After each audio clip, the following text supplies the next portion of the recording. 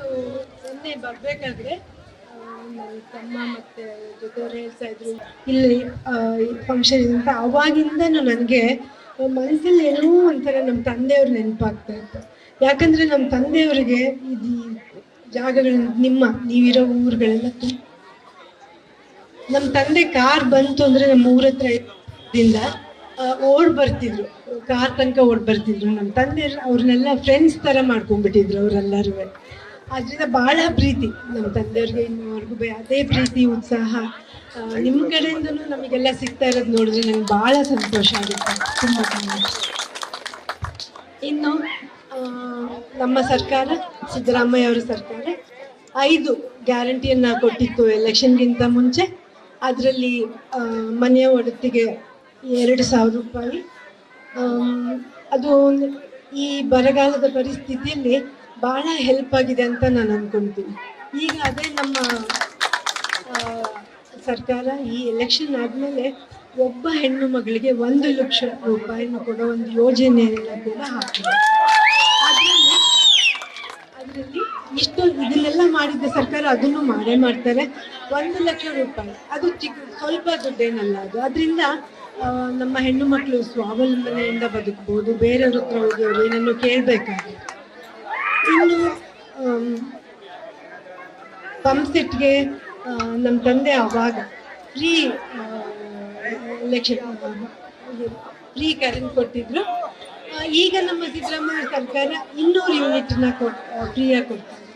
ಅದರಲ್ಲಿ ನಾನು ಸುಮಾರು ಜನ ನಮ್ಮ ಮಕ್ಕಳು ಸೈಟಲ್ಲಿ ಕೂತ್ಕೊಂಡು ಓದೋದಿಲ್ಲ. ಅದರಿಂದ ನಮ್ಮ ಮಕ್ಕಳು ಮನೆ ಒಳಗೆ ಕೂತ್ಕೊಂಡು ಓದೋ ಥರ ಆಯಿತು.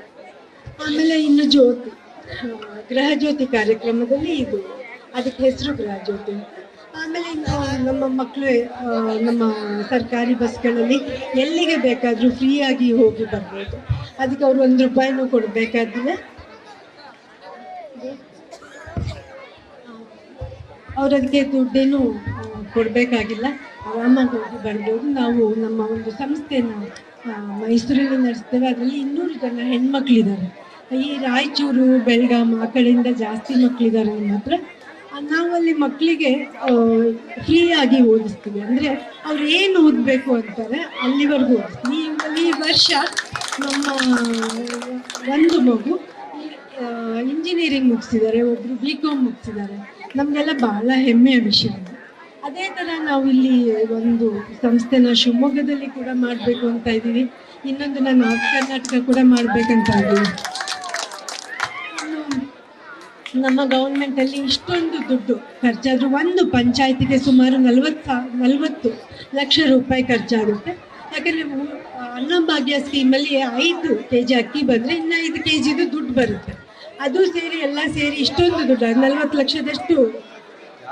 ಲಕ್ಷ ರೂಪಾಯಿ ದುಡ್ಡು ಬರುತ್ತೆ. ಆದರೆ ಒಂದೇ ಒಂದು ಹಗರಣ ಕೂಡ ನಾವೆಲ್ಲೂ ನೋಡಿಲ್ಲ. ಟ್ರಾನ್ಸ್ಪರೆಂಟ್, ಯಾಕಂದರೆ ಆ ದುಡ್ಡೆಲ್ಲ ನಿಮ್ಮ ಅಕೌಂಟ್ಗಳಿಗೆ ಡೈರೆಕ್ಟಾಗಿ ಬರುತ್ತೆ. ಇನ್ನು ಮುಂದೆ ನಾನು ನಿಮ್ಮ ಹತ್ರ ಒಂದು ಸಹಕಾರ ಕೇಳ್ತಾ ಇದ್ದೀನಿ. ನಾನು ನಮ್ಮ ತಂದೆ ಬಂಗಾರಪ್ಪನವರ ಹಾಗೆ ನಾವು ಹುಟ್ಟಿದಾಗಿಂದ ನಮ್ಮ ತಂದೆ ಸೇವೆ ಮಾಡೋದನ್ನು ನೋಡಿಕೊಂಡೇ ನಾವೆಲ್ಲ ಬೆಳೆದಿರೋರು.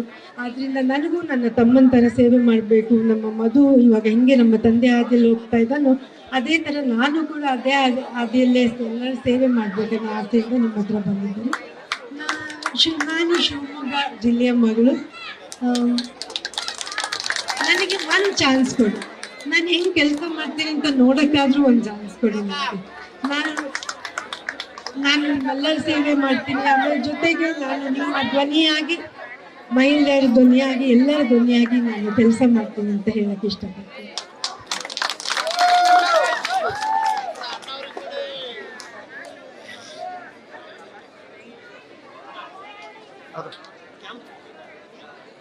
ಇನ್ನು ನಾನು ರೈತರ ಸಮಸ್ಯೆ ಸಾಕಷ್ಟಿದೆ. ಅದರಲ್ಲಿ ನಾನು ಎರಡು ವಿಷಯಗಳನ್ನ ನಾನು ಮಾತಾಡೋಕೆ ಇಷ್ಟಪಡ್ತೀನಿ. ಒಂದು ಸಾಲ ಮನ್ನಾ.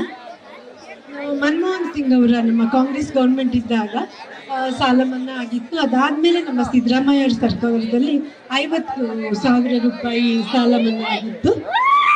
ಈಗ ನಮ್ಮ ಸರ್ಕಾರ ಸಂಪೂರ್ಣ ಸಾಲ ಮನ್ನಾ ಮಾಡಬೇಕು ಅನ್ನೋ ಒಂದು ಯೋಜನೆಯನ್ನು ತರ್ತಾ ಇದೆ. ಜೊತೆಗೆ ಬೆಂಬಲ ಬೆಲೆ ನಮ್ಮ ರೈತರು ದುಡ್ದಿದ್ದು ಅವ್ರ ಕೈಗೆ ಪೂರ್ತಿಯಾಗಿ ಹಣ ಬರಬೇಕು. ಮಧ್ಯವರ್ತಿಗಳಿಂದ ಅದು ನಿಮಗೆಲ್ಲ ಬರೋದಿಲ್ಲ. ಅದನ್ನೆಲ್ಲ ಮಧ್ಯವರ್ತಿಗಳೆಲ್ಲದೇ ಬೆಂಬಲ ಬೆಲೆ ಸಿಕ್ಕೋ ಥರ ನೋಡ್ಕೊಳ್ಳೋದು ಒಂದು ಜವಾಬ್ದಾರಿ ನಮ್ಮ ಮೇಲಿದೆ. ಅದನ್ನೀಗ ನನ್ನ ತಮ್ಮ ಮಂತ್ರಿ ಆಗಿರೋದ್ರಿಂದ ನಾನು ಕೂಡ ಅವನ ಜೊತೆಗೆ ಅದರಲ್ಲಿ ಹೋರಾಟ ನಡೆಸಿ ಅದು ಆಗುವ ಹಾಗೆ ಮಾಡ್ತೀವಿ ಅಂತ ಹೇಳಕ್ಕೆ ನಾನು ಇಷ್ಟಪಡ್ತೀನಿ. ಆದ್ದರಿಂದ ನನಗೆ ಓಟ್ ಕೊಟ್ಟು ನನ್ನ ಗೆಲ್ಲಿಸಿ ನಿಮ್ಮೆಲ್ಲರ ಸೇವೆ ಮಾಡೋ ಒಂದು ಅವಕಾಶನ ನಮಗೆ ಕೊಡಿ ಅಂತ ಹೇಳ್ತೀನಿ. ನ್ಯೂಸ್ ಫಸ್ಟ್ ನಿರ್ಭೀತಿಯಿಂದ ನಿಮ್ಮ ಪರವಾಗಿ.